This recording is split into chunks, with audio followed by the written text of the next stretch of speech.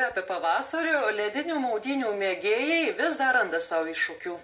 10 dalyvių šį kartą varžėsi 25 metrų eketės plaukimo rungtyje Trakuose. Sustirę žiūrovai negalėjo patikėti savo akimis. Tiesa, keletas visgi susigundė ir patys, jei neplaukti, tai nors kartą įnerti. Gerokai prieš startą išpjauti 3,25 metrų ilgio plaukimo takelius susirinko būrys vyrų. Varžybų sumanytojas, vienas aktyviausių Sveikuolių sąjungos narių Simonas Dailidės, sako, jog pasiruošimas užtrunka nemažai laiko, tačiau visiems jiems tai malonumas. Dabar čia buvo prieš kelias savaitės 30 dienų iššūkis, bet nemanyti, kiekvieną dieną maudėmės ir tas žmonių būrys. Didelis pasidarė, didelis žmonių būrys, kurie kiekvieną dieną maudosi. Tai norėjau kažkaip tos žmonės dar sujungti visus iki atšylant, iki nutirpstant ledo ir ateinant vasarą. Abejojančius ledo tvirtumu vaikinas nuramina. Kalbėjau su Trakų gaisrininkas, jie sakė, Trakų ežero apie 20 cm, 21 cm. Vakar matavo, tai tikrai yra saugu. Net ranka prilietusi jaučiu, jog ežero vanduo ledinis, tačiau tai negąsdina 10 drąsuolių, kurie toj čia šioje eketėje plauks 25 metrus.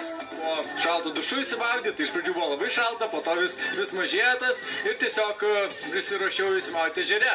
Tai va, įsimaudžiau, tai užvakar ir vakar, šiandien plauks. Esu maudęsis, bet nesu plaukęs.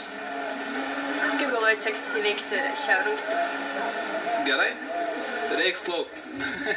Matyt. Pirmasis į eketę paniro Vytas. Vyras panoro plaukti vienas, nesivaržyti su kitais, o tiesiog įveikti save. Maudausi eketėje, gyvenu kaime, rytais apsipilam šaltų vandeniu. Kiekvieną dieną, nesvarbu, ar kiek šalčių.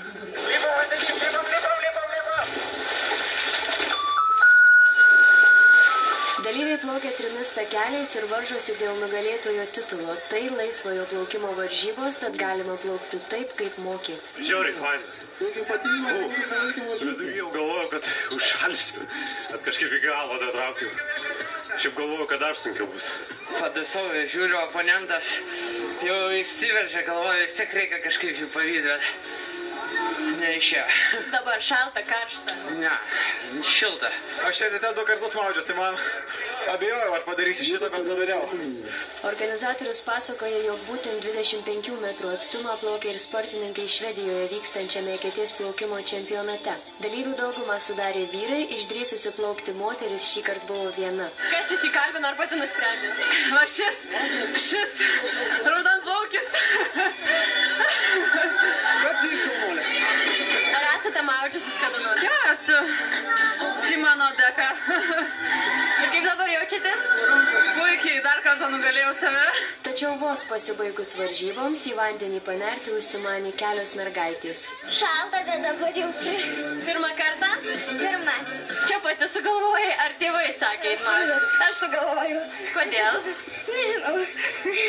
Greičiausiai atplaukė Aurimas, antrasis varžybų sumanytojas Simonas, 3 vieta atiteko Tadui. Varžybų organizatorius pabrėžė, jog medalius visgi gaus visi pasiryžę šiam iššūkiui.